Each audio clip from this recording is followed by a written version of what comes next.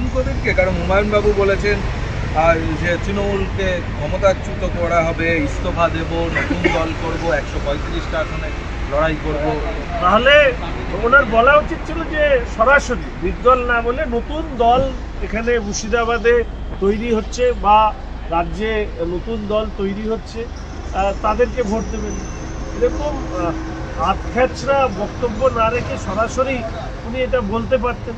কিন্তু প্রথম থেকে আমি যেটা বলছি যে তৃণমূল কংগ্রেস বা বর্তমান মাননীয় মুখ্যমন্ত্রীকে এই জবাব দেবেন, যেদিন হুমায়ুন কবির তিনি ভাগীরথীতে বইয়ে দেবার কথা বলেছিল তখন এই মুখ্যমন্ত্রীর বিবেক কোথায় ছিল, এই তৃণমূল দল কোথায় ছিল?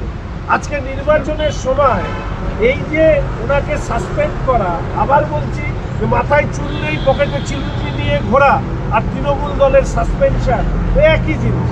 2026 সালে পশ্চিমবঙ্গের মানুষ তৃণমূল দলকে সাসপেন্ড করবার কথা ভাবছে, সেখানে দাঁড়িয়ে মুখ্যমন্ত্রীর এই পাগলের প্রলাপের উত্তর আমার মনে হয় কেউ শুনতেও চাইবে না, আপনাদেরও সময় নষ্ট হবে। মুখ্যমন্ত্রী কিছুক্ষণ আগে বললেন যে এনসিপি তার সঙ্গে যোগাযোগ করেছে, অজিত পাওয়ারের দল তার সঙ্গে যোগাযোগ করেছে, আর তিনি কথাবার্তা বলছেন, দাবি করছেন হুমায়ুন। যতক্ষণ কথাবার্তা বলছেন ততক্ষণ এই বিষয় নিয়ে আপনারা প্রশ্ন করতে থাকুন। আমি শুধু এইটুকু বলবো, কথাবার্তা শেষ হলে আপনি আমাকে প্রশ্ন করবেন, আমি উত্তর দেব। মুখ্যমন্ত্রী বারবার করে কেন্দ্রীয় বঞ্চনার কথা বলছেন।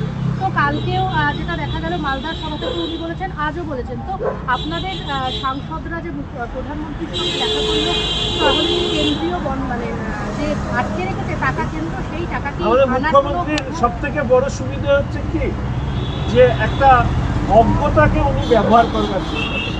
আপনি যদি আমাদের বাজেটটা পড়ে দেখেন, উনি অবশ্য ওয়াকারে বাজেট তৈরি করেন, তাহলে দেখবেন যে আমাদের রাজ্যের নিজস্ব আয় দিয়ে আমাদের রাজ্যের সরকারি কর্মচারীদের মাইনে, পেনশন আর মার্কেট লোন বা ইন্টারেস্ট দেওয়া হয়, যে দেওয়া হয় সেই টাকা পর্যন্ত কুলোয় না।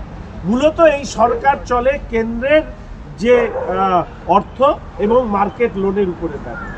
আমার রাজ্যের 100 টাকার বাজেটে 40 টাকা আসে এই রাজ্যের আয় থেকে, 60 টাকা আসে কেন্দ্রীয় বরাদ্দ থেকে।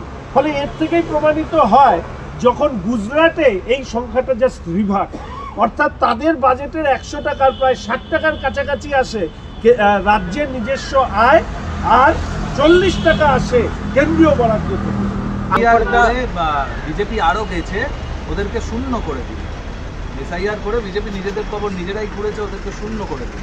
কে বলেছে? মমতা বন্দ্যোপাধ্যায়। মুখ্যমন্ত্রী এটা বলছে 2026 সালের পরে, ঠিকই বলেছেন, 2026 সালের পরে পশ্চিমবঙ্গের মানুষ রাজ্যের মাননীয় মুখ্যমন্ত্রীকে নিশ্চয়ই এইভাবে দেখতে চান না যে তিনি রাস্তার ধারে টিয়া পাখি নিয়ে বসে তিনি হচ্ছেন কি জ্যোতিষী চর্চা করবেন। 2026-এর নির্বাচন আসলেই মানুষ, রাজ্যের মাননীয় মুখ্যমন্ত্রী বুঝতে পারবেন কে শূন্য হচ্ছে আর কে রাজ্যের ক্ষমতায় আসছে। আর একটা কথা বলে, যদি এসআইআর না হতে দিতাম তাহলে রাষ্ট্রপতি শাসন জারি করে দিত। এটা অমিত শাহ চালাকি ধরে ফেলেছে। দেখুন, কি হলে কি হতো, এই ধরনের গল্প শুনতে শুনতে পশ্চিমবঙ্গের মানুষ আজকে বিরক্ত। এখন তো আমি শুনি যে রাজ্যের মুখ্যমন্ত্রীর ভাষণ টিভিতে দেখালেই কেউ কেউ চ্যানেল ঘুরিয়ে দেয়। ফলে সেই জায়গায় দাঁড়িয়ে মুখ্যমন্ত্রীর এইসব বক্তব্যের গুরুত্ব কতখানি, সেটা সুপ্রিম কোর্ট থেকে ওনারা যে থাপ্পড় খেয়ে এসছেন তার থেকে প্রমাণিত হয়েছে।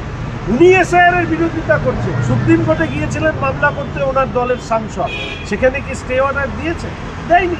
ফলে দেশের সর্বোচ্চ আদালতের রায় ঘোষণা হয়ে যাওয়ার পরেও যে মুখ্যমন্ত্রী সংবিধানের বিধিসম্মত একটি প্রক্রিয়া সাংবিধানিক সংস্থা দ্বারা করা হচ্ছে, তার বিরোধিতায় রাস্তায় নামেন, প্রতিবাদ করেন আর বাড়িতে ফর্ম নেন আর মন্ত্রীদেরকে দিয়ে সোশ্যাল মিডিয়ায় ছবি ছাপান, সেই মুখ্যমন্ত্রীর আর কত এসআইআর নিয়ে মিথ্যে কথা প্রচার